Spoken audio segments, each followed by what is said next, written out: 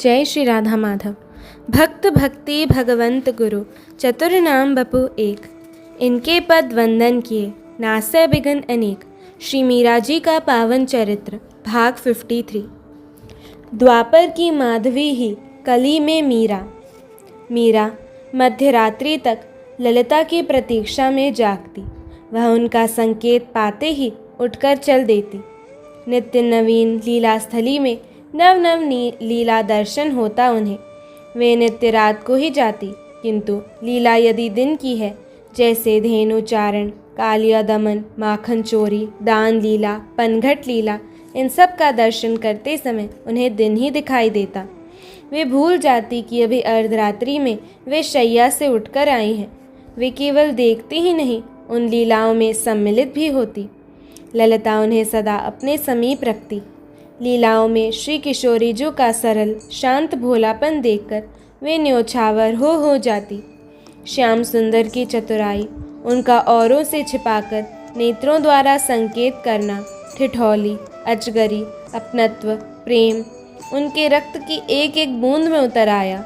उनका रोम रोम श्याममय हो गया। सबसे अंत में उन्होंने देखा अपना माधवी रूप। व्रज के एक गांव में पितृहीन गोप कुमारी माधवी अपनी माँ की गोद में खेल रही है। पिता ने उसका ब्याह नंदव्रज के एक गोप कुमार सुंदर से कर दिया है। विवाह के कुछ ही समय पश्चात पिता का देहांत हो जाता है। बड़ी होने पर नंदीश्वरपुर से गौना करवाने का समाचार आया। माधवी की सुंदरता की सभी लोग प्रशंसा करते। लोग उसे लक्ष्मी और शैलजा की उपमा देते। इसी बीच सुना कि नंदराय के पुत्र को जो एक बार देख लेता है, बौरा जाता है। स्त्रियां अग जग कहीं की नहीं रह जाती। केवल उसके दर्शन से ही लोग पागल नहीं होते। जो कदाचित उसकी वाणी अथवा वंशी का स्वर कान में पड़ जाए, तब भी तन मन का विघटन हो जाता है। डर कर मैया बेटी माधवी को शिक्षा देने लगी कि भूलकर भी वह कभी नंदराय के उस सलोने सुत को न स्वयं देखे, न अपना मुख उसे दिखाए, अन्यथा उसके पातिव्रत्य की मर्यादा भंग हो जाएगी। माँ उसे पतिव्रत धर्म की महिमा एवं मर्यादा सुनाती और उसके भंग होने की हानि भी समझाती। भोली माधवी मैया की एक एक बात, एक एक शिक्षा गांठ में बांध लेती। उसने मन ही मन प्रतिज्ञा की कि किसी प्रकार भी वह व्रज के युवराज को नहीं देखेगी और न ही स्वयं को देखने देगी। अंत में वह दिन भी उदित हुआ जब कि रथ लेकर उसका पति सुंदर उसे लिवाने आया। जैसा नाम था वैसे ही सुंदर था सुंदर। लोगों ने शिव पार्वती की जोड़ी कह कह करके सराहा। समय पर माँ ने एक बार और अपनी शिक्षा की याद दिलाई। सबने आंखों में आंसू भरकर उसे विदा किया। पति ने एक आध बार अपने सखा कन्हई की चर्चा भी की, पर उसने कुछ उत्साह नहीं दिखाया तो वह चुप हो गया। सुंदर रथ हाँक रहा था और वह रथ में बैठी थी। कहीं कोई गाँव पथ में दिखाई पड़ता तो रथ की पर्दे गिरा दी जाती। सुंदर बीच बीच में अपनी मैया की, गांव की, घर की बातें करता जाता और वह चुपचाप बैठी बैठी सुनती रहती। एकाएक सुंदर ने कहा, देखो ये हमारे व्रज की गायें चर रही हैं। कन्हैया यहीं कहीं होगा, देखेगा तो अभी दौड़ा आएगा। सुनकर माधवी ने मुख ही नहीं, अपने हाथ पैर भी अच्छी तरह ढांक लिए। तभी कोई पुकार उठा, सुंदर बहू ले आया क्या? हाँ भैया। भैया मोकू भाभी को मुहड़ो तो दिखाई दे। 6-7 वर्ष के बालक का स्वर आया। अरे भैया, पहले मोते मिल के ये को ताप बुझाए दे। सुंदर रथ से कूद पड़ा और दूसरे ही क्षण किसी से आलिंगनबद्ध हो उठा। भैया कन्नू रे, ऐसो लागे जुगन बाद मिलियो तो सो। तेरी चर्चा हूँ जहाँ ना होए, वहाँ विधाता कभू बास न दे। अब दिखाए दे मोको बहू को मोहड़ो। कन्नू रे, मैं कहाँ दिखाऊं? भैया तू ही देख ले, तो सो कहाँ पर दो है। माधवी को लगा कि वह बालक रथ पर चढ़ गया है। ए भाभी, अपनो मुहड़ो दिखाई दे, कहते हुए उसने घूंघट उठाना चाहा। माधवी ने कसकर अपना घूंघट पकड़ लिया मुख तो मुख, अपनी उंगली का पोर भी देखने नहीं दिया। मैं कहाँ देखूं, अब तो तू ही मेरो मुख देखिए भी को तरसेगी, कहकर नंदसुवन रथ से उतर गया। वह स्वर सुनकर माधवी थोड़ी चौंकी, क्योंकि यह स्वर न उसके पति का था और न उस बालक का। वह गंभीर स्वर मानो सत्यता की साक्षी देता सा। अपनी जीत पर माधवी प्रसन्न थी। उसकी सास उसे नंद भवन ले गई नंदरानी को प्रणाम कराने के लिए। उसका मुख देखकर नंदरानी बहुत प्रसन्न हुई। भूषण बसन देकर मुख मीठा कराया। अनेक प्रकार से दुलार करते देखकर उसकी सास ने कहा, अब तो हमारे कन्हैया को विवाह कर ही दो ना रानी जू। जब भी उसके किसी सखा का विवाह होता है, उसका विवाह का चाव बढ़ जाए है। क्या कहूँ बहन मेरी। तभी कन्हई ने आकर कहा, मैया हो मैया, बड़ी जोर की भूख लग गई है, कछु खाए बे को दे। अकस्मात उस नई बहू को देखकर वह पूछ बैठा, यह कौन की बहू है मैया? ओ आ तो कुया को मुहड़ो दिखाऊं, कैसो सुंदर चांद सो मुख है याको। तेरे सखा सुंदर की बहू है, मैया ने उन्हें पुकारा। अच्छा, तो यह सुंदर की बहू है। अभी नाय मैया, अभी मोकू सखान के साथ कहूँ जानो है। वे मुड़कर जाने लगे। अरे कछु खा तो जा लाला, तो को भूख लगी है, मैया पुकारती रह गई, पर वे न रुके। न जाने या को कहाँ शर्म लगी।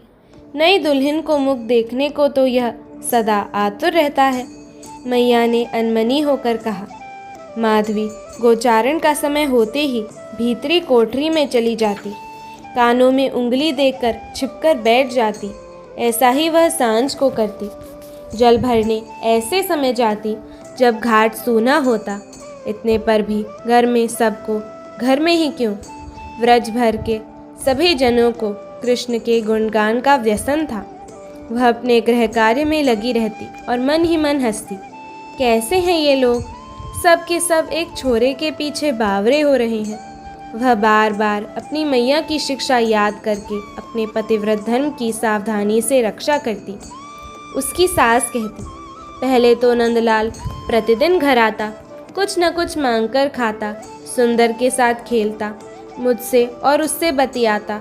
पर जब से बहू आई है, ऐसा लजाने लगा है कि बुलाने पर भी नहीं आता। बहू को भी ऐसी लाज लगती है कि कन्हैया के आने की भनक लगते ही दौड़कर भीतरी कोठे में पहुंच जाती है। उससे कहती, अरे बावरी, लाला से कहा लाज, वह तो अपनों ही है। ऐसे ही कुछ समय बीत गया। इंद्रयाग के स्थान पर गिरिराज की पूजा हुई। पूजा परिक्रमा के समय भी वह ऐसी सावधानी रही कि आंखों की पलकें झुकाई ही रहती। मीरा की आंखों से झरझर अश्रु प्रवाह बह चला। आह, कैसी प्राणघाती शिक्षा मैया की, और कैसी मूढ़ता मेरी। ललिता उसे गिरिराज के चरण प्रांत में ले गई। उसने वहां देखा, इंद्र के कोप से घनघोर वर्षा और उपल वृष्टि आरंभ हुई। मानव पशु सब अति बेहाल। लगता था कि प्रलय उपस्थित हो गया है। किसी को किसी और भी त्राण नहीं दिखाई देता था। गाय, बछड़े, बैल डकरा रहे हैं। करुण स्वर में प्रत्येक जन पुकार रहा है, कन्हैया रे, लाल रे, कन्नू रे, भैया रे, श्याम सुंदर, हे कृष्ण बचाओ बचाओ। इंद्र का कोप आज व्रज का नाश कर देगा। आंधी पानी के भयानक रव में उनके स्वर डूब डूब जाते। तभी वह घन गंभीर स्वर सुनाई दिया। प्रत्येक प्राणी, प्रत्येक जन को सुनाई दिया, गिरिराज तरहटी में जाओ, वहीं हमारी रक्षा करेंगे। जो जहाँ था वहीं से अनुमान द्वारा गिरिराज जी की ओर दौड़ा। माधवी भी भाग रही थी। प्राण के संकट के समय लाज घूंघट का स्मरण किसे रहता है। सबके साथ वह भी गिरिराज के नीचे पहुंच गई। जब थोड़ा ढांढस बदला तो देखा कि सब के सिर पर गिरिराज गोवर्धन की छत्र की सबके सिर पर गिरिराज गोवर्धन छत्र की भांति तना हुआ है। पानी की एक बूंद भी जो कहीं टपकती हो, पर गिरिराज किसके आश्रय ठहरे हैं। घूमती हुई दृष्टि एक छोटी सी कनिष्ठिका पर रुक गई। ऐसी सुंदर अंगुली और हाथ, आश्चर्याभिभूत दृष्टि भुजा के सहारे नीचे उतरने लगी और वह मुख, वह छवि, एक नज़र में जो देखा जा सका सो ही बस। नेत्रों के पद से उस रूप समुद्र ने उमड़कर हृदय को लबालब भर दिया। मन बुद्धि न जाने के सोर भाग छुटे। 7 दिन कब बीते इसका ज्ञान किसी और को हो तो हो, माधवी को नहीं था। एक दिन पुनः वहीं स्वर गूंजा, वर्षा थम गई है, सब बाहर निकलकर अपने अपने घर जाओ। मैया यशोदा कह रही थी, लाला रे तेरो हाथ दुख तो होएगो बेटा, अब तो धर दे याने नीचे। माधवी का हृदय हाहाकार कर उठा। श्याम सुंदर सबकी ओर देखकर मुस्कुरा रहे थे और जाते हुए लोगों को हंसकर कुछ न कुछ आश्वासन दे रहे थे, किंतु उसकी ओर एक बार भी भूलकर न देखा। अरे मैया, यह कैसी उल्टी शिक्षा दी तैने। वह व्याकुल हो पुकार उठी, क्षमा करो, क्षमा करो, मुझ अबोध से भूल हुई, प्रसन्न हो जाओ। कहो मैं क्या करूं? जिसमें तुम प्रसन्न हो जाओ वहीं करो। अब यह माधुरी मूरत आंखों से दूर न हो, ऐसी कृपा करो, कृपा करो। वह जहाँ तहाँ खड़ी थी वहीं गिर पड़ी। मेरे अपराध क्षमा करो। अब की बार सरस मीठी वाणी कानों में सुधा सिंचन करने लगी। भूल मान गई है, अतः दर्शन तो होंगे ही नित्य, पर लीला में सम्मिलित नहीं हो सकेगी। परिमार्जन के लिए कलिकाल में जन्म लेकर भक्ति पथ का अनुसरण करने पर शुद्ध होकर मुझसे मिल जाएगी। माधवी अचेत हो गई। अब नित्य प्रातः सायं मुरली रव कान में पड़ते ही वह अटारी पर चढ़ जाती, पुष्प वर्षा करती, सखियों से के संग जा करके लीला स्थलियों के दर्शन करती और उनकी बातें सुनती। किसका घड़ा फोड़ा, किसके घर माखन की कमोरी फोड़ी, किसकी चोटी खाट से बांधी, किसके बछड़े खोलकर दूध पिला दिया। इन विविध लीलाओं को सुन सुन करके अकेले में आंसू बहाती। अब भी तो सबके साथ ही रहती है, परंतु कभी भी उसकी मटकी को हाथ नहीं लगाया उन्होंने, कभी चिढ़ाया नहीं, कभी ठीक से उसकी ओर देखा तक नहीं। उसकी सास बार बार पूछती, कोई मांदगी लगी है क्या बहू? कुछ दुखता है बेटी? तू ठीक से कुछ खाती पीती नहीं। पीहर की मैया की याद आ रही हो तो कुछ दिन वहाँ हो आ लाली। ना मैया, मोको पीहर न जानो, मैं तो स्वस्थ हूँ मैया, आप कुछ चिंता मत करबो करो। मीठा स्वर बोलकर वह सास को समझा देती। उसका पति सुंदर ही उसके प्राणों का आधार था। गृह कार्य से निवृत्त होकर पद सेवा के मिस वह उसके चरणों को गोद में ले बैठ जाती और धीरे से कोई चर्चा चला देती। आज आपके सखा और आप, बस उसके लिए इतना संकेत पर्याप्त था। व्रज में तो सभी कृष्ण चर्चा, कृष्ण गुणगान व्यसनी है। चर्चा आरंभ होने पर रात्रि का अवसान कब हुआ दोनों ही नहीं जान पाते। ताम्रचूड़ ही उन्हें संचेत करता। दिन बीत रहे थे इसी प्रकार और एक दिन वज्रपात हुआ। वह क्रूर अक्रूर व्रजनयन चंद को प्राण रक्षक नागमणि को लेकर मथुरा चला गया। मीरा मूर्छित हो ललिता के चरणों में गिर पड़ी। ललिता ने गोद में लेकर दुलार से समझाया, वह अमानिशा बीत गई माधवी, देख तो जीवन प्रभात समीप है अब तो। जल पिलाने पर सचेत होकर उसने पूछा, यह चंपा मेरे साथ आ, बताती हूँ। ललिता ने साथ चलने का संकेत करते हुए कहा। मीरा देख रही थी कि यहाँ की भूमि कहीं स्वर्ण, कहीं स्फटिक, कहीं हरितमणि और कहीं पुष्पराग की है। इसी प्रकार वृक्ष, वल्लरियाँ, पुष्प, पत्र और फल भी मणि में, स्वर्ण और रजत में ही हैं। इतने पर भी विविध पुष्पों के सौरभ से प्रकृति महक रही है। छहों ऋतुएं सदा वहाँ उपस्थित रहती हैं। अभी यहाँ वर्षा है तो तनिक आगे चलकर शरद है और थोड़ा आगे चलने पर ग्रीष्म या हेमंत और थोड़ा इधर उधर होने पर शिशिर या वसंत की बहार है। भिन्न भिन्न ऋतुओं में फलने वाले सभी वृक्ष फलभार से नमित हैं। मानो ललिता से अनुरोध कर रहे हों कि हमें भी सेवा का अवसर देकर कृतार्थ करें। अथवा हमारे प्राणेश्वर एवं प्राणेश्वरी का वन विहार करवाकर हमें दर्शन कराओ। पशु पक्षी सब प्रेमावेश से शिथिल गात होकर उनके समीप आ जाते। तब ललिता हाथ से दुलारती हुई कहती, अभी आएंगे, अवश्य आएंगे। हमारे सर्वस्व अपनी प्राण प्रिया के संग आकर तुम्हें दर्शनानंद अवश्य प्रदान करेंगे। मीरा के स्पर्श से वे थोड़ा बचने की चेष्टा करते। यह तो अपनी ही है बावरों, अपनी सखी है। ललिता उसका हाथ थामकर मृग दंपति पक्षियों शशकों पर फिराती। एक चिरैया उनके हाथ पर बैठकर सिर घुमा घुमा करके कुछ संकेत करने लगी। हाँ हाँ, श्री किशोरी जी ने आश्वासन दिया है। देखो ना, ऐसा न होता तो यह यहाँ कैसे होती भला। ललिता की बात पर उन सभी ने उन्हें घेर कर नाच नाच कर कूद कूद कर अपनी प्रसन्नता व्यक्त की। स्रोतों की छोटी धाराओं पर रत्नमयी शिलाएं रखी थी पार जाने के लिए, और बड़ी धाराओं पर स्वर्ण तथा मणिमय पुल बने हुए हैं। इन सब स्रोतों की धाराएं आगे जाकर श्री यमुना में मिल जाती हैं। यमुना के घाट स्वर्ण और स्फटिक के बने हुए हैं। सीढ़ियाँ कहीं प्रवाल और कहीं पन्ने की, पुलिन के रेणुकन महीन मोती ही हैं। पंख विहीन यमुना में कमल पुष्पों की भरमार है। पत्र पुष्प लता वृक्ष सब के सब मणिमय प्रकाशमय होते हुए भी हैं अत्यंत कोमल। धरा की दूर्वा मानो हरितमणि से बनी हो, किंतु पाव धरने पर लगती है प्राकृत दूर्वा से अनंत गुना कोमल। जिस ओर भी दृष्टि जाए सर्वत्र सुंदरता, मधुरता, कोमलता, दिव्यता ही छाई है। कभी कभी उसे लगता कि जो कुछ दिखाई देता है सब श्याम सुंदर ही है। पवन, पानी, धरा, गगन, पादप, पुष्प, वन, पंचर, विहंग सब में उसे श्याम सुंदर की झांकी दिखाई देती। यहाँ तक कि सखियों और श्री जी में भी वहीं दिख पड़ते। कभी श्री किशोरी जो ही सब में प्रतिबिंबित होती और कभी दोनों युगल।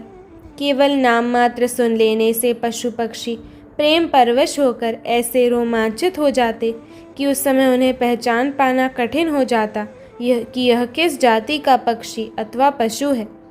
मीरा को तो सखियाँ श्याम सुंदर और श्री किशोरी जी भी रत्नमय प्रतीत होती।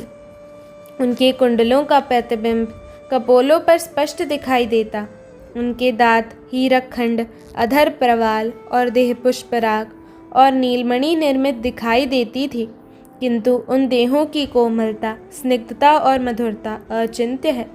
जब श्री श्याम सुंदर किशोरी जी के साथ विराजित होते तब एक दूसरे की देहद्युति के कारण आधे आधे अंग हरित वर्ण के दिखाई देते। वहाँ जड़ कुछ भी नहीं था, सब कुछ चैतन्य, चिन्मय और दिव्य था। युगल दंपति के सुख के निमित्त लीला में जब जैसी आवश्यकता हो वैसा ही स्वरूप समस्त चर अचर धारण कर लेते थे। जिस भूमि खंड में अभी शरद का विलास है, वहाँ कुछ ही देर बाद श्याम सुंदर और रासेश्वरी के पधारते ही वसंत का वैभव छा जाएगा। लीला की आवश्यकता अनुसार पेड़ पौधे, लता अथवा पशु पक्षी कोई भी उपकरण बन जाते हैं। ललिता के साथ कुछ ही पद चलकर उसने देखा कि जल स्रोत के समीप शिला पर एक अर्धमूर्छित किशोरी पड़ी है। उसके दीर्घ कृष्ण केश भूलुंठित बिखरे पड़े हैं और सुंदर नेत्रों से अजस्त्र वर्षा हो रही है। उसी समय चंपा वहां आई। किशोरी को उसने बाहों में भरकर उठाया। मीरा ने देखा यह माधवी है। चंपा ने उससे परिचय पूछा और यह जानकर कि वह सुंदर की बहू है प्रसन्न हुई। उसने कहा, इस प्रकार धीरज खोने से कैसे चलेगा बहन? तुम अकेली ही तो नहीं हो, जो सबने खोया वहीं तुमने भी खोया है। जो धीरज खो दोगी तो कैसे बात बन पाएगी? जब श्याम सुंदर आएंगे तो क्या मुख लेकर उनके सामने जाओगी? दूसरी बहनों से मेरी क्या समता बहन? वे सब भाग्यशालिनी हैं, उन्होंने कुछ पाकर खोया है। मुझ अभागिनी ने तो पाने से पूर्व ही खो दिया है। खोकर भी उनका घट परिपूर्ण है और यह दुर्भागिनी तो सदा रीति ही रही। आहा, आज व्रज में सब अपने अपने दुर्भाग्य को सबसे बड़ा समझ रही हैं, मानो दुर्भाग्य की होड़ लगी हो। किंतु तुम अपनी बात कहो तो मैं कुछ समझूं। इन आंसुओं के पनारों के जीभ नहीं होती, मुख से कुछ तो कहो। माधवी के नेत्रों की बरखा रुकने में ही नहीं आती थी। चंपा के बहुत अनुरोध प्रबोध के बाद वह कुछ कहने का प्रयत्न करती तो होठ फड़फड़ाकर रह जाते। किसी प्रकार वाणी की अधिदेवी भगवती सरस्वती सदैव होती तो हृदय बांध टूटकर शब्दों को धो बहता। चंपा ने उसके केशों को संभाल कर बांधा, चुनरी का छोर भिगोकर मुंह पोंछा, पत्र पुटक में जल लाकर उसके होठों से लगाया और हृदय से लगाकर प्यार भरी झिड़क दी। आहा, कैसा रूप दिया है विधाता ने दोनों हाथों से। इसे इस प्रकार नष्ट करने का क्या अधिकार है तुझे री? यह तो अपने व्रजवल्लभ की संपत्ति है। इसे बात पूरी होने से पहले ही माधवी बुरी तरह रो पड़ी, मानो प्राण निकल ही जाएंगे। उसकी यह हालत देखकर चंपा भी अपने को रोक नहीं पाई। उसके धैर्य ने मानो हार मान ली, आंखें बरबस बहने लगी। यह सोचकर कि इस प्रकार तो यह मर ही जाएगी, उसने अपने आप को संभाला। अब मार खाएगी तो मुझसे, कहते हुए उसका मुख ऊपर किया। क्या है, मुझसे नहीं कहेगी? क्यों कहेगी भला, पराई जो हूँ? कहते हुए चंपा के नेत्र भर आए। ऐसा मत कहो, मत कहो। माधवी के कंठ से मरते पशु सा आर्तनाद निकला। फिर कह, पहले अपनी आंखों का प्रवाह थाम, अन्यथा एक भी बात मैं समझ नहीं पाऊंगी। माधवी रुकते अटकते शब्दों में भरे कंठ से सारी व्यथा अपनी दुर्भाग्य कथा कह गई। यह रूप, इसकी सराहना सुनकर ही में होली जल उठती है बहन। मेरा दुर्भाग्य सीमाहीन है। तुम सब के दिन आशा के सहारे कट रहे हैं, किंतु मैं प्रतिदिन निराशा के गहन गर्त में विलीन होती जा रही हूँ। न जाने कलिकाल कितनी दूर है, न जाने कहाँ जाना होगा, कैसे, किसके सहारे। भवाटवी की भयानक अंधेरी गलियों में, अवलंबहीन में। माधवी पुनः चंपा की गोद में सिर रख फूट फूट करके रो पड़ी। चंपा कुछ देर तक उसे गोद में लिए बैठे रही। सचमुच ऐसा प्रबल दुर्भाग्य तो व्रज के पशुपाहन का भी नहीं रहा कभी, किंतु इसे ऐसे ही कैसे छोड़ दूं? सुन माधवी, उसने कहा, कलिकाल चाहे कितनी ही दूर हो, तुझे चाहे जहाँ जाना पड़े, जैसे भी रहना पड़े, मैं तेरे संग चलूँगी और संग रहूँगी। बस अब रोना बंद कर, मेरी बात सुन। श्याम सुंदर कभी किसी के प्रति चाहकर भी कठोर नहीं हो पाते। अवश्य ही इसमें तेरा हित निहित है। उनकी दया, करुणा, कोमलता, मधुरता, कृपा की घनीभूता स्वरूपा है श्री किशोरी जू। चल मेरे साथ चल। उनके चरणों के दर्शन चिंतन मात्र से विपत्ति का भय नष्ट हो जाता है। उठ। उसने हाथ पकड़कर उठाया। जी, आपने मेरे लिए कलिकाल में, लोकालय में। अरे चुप, अब एक भी बात नहीं बोलेगी तू बहन। मैं और तू क्या, हम सभी एक ही माला के फूल हैं। हम सब का दुख समान है। श्री किशोरी जी का सुख ही हमारा सुख है और उनका दुख ही हमारा दुख। हम सब उनकी हैं और हैं उनके ही लिए। चंपा उसे लेकर बरसाना के राजमहल में श्री किशोरी जी के पास गई। प्रणाम के अनंतर चंपा के मुख से सब कुछ सुनकर उन्होंने माधवी के सिर पर हाथ रखा। मत घबरा मेरी बहन, अपनों को वे कभी निराश्रित नहीं छोड़ते।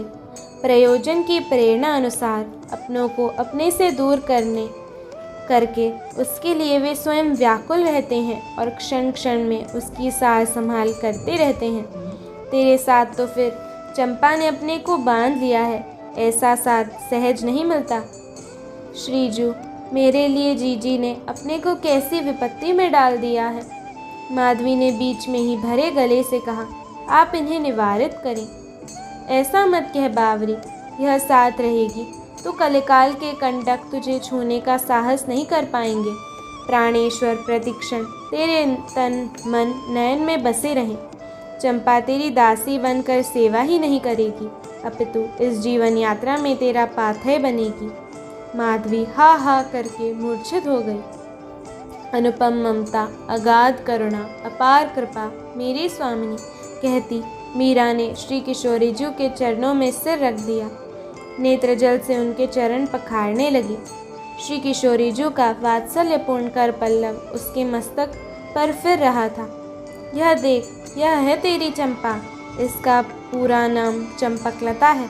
यह मेरी प्रिय सखी है। मीरा चंपा को देखते ही उसके चरणों में सिर रखने के लिए बढ़ी कि उसने हंसकर गले लगा लिया। यह हम सब सखियां हैं बहन।